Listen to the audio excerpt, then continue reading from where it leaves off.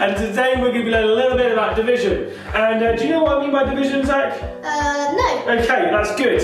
And I'm sure you guys don't either, so I'm going to help you a little bit about what this means. So, division, right, Zach, has a symbol that looks like this, okay? And division is actually really simple if you understand it, right? Because all I can say is, right, let's say 10 divided by 2. Now what this means is, it's asking you how many 2's go into 10. So let's count it up. So 2, 4, 6, 8, 10. Good, so how many times does 2 go into 10?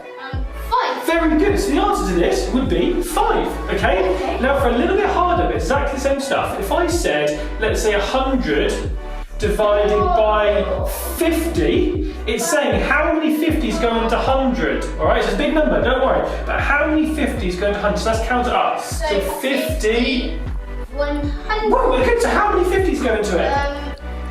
2. Really good. So 100 divided by 50 equals 2. Very good. All right. Thank you very much for stopping by. Say bye to everyone. Thank you very much. Bye, everyone. Bye.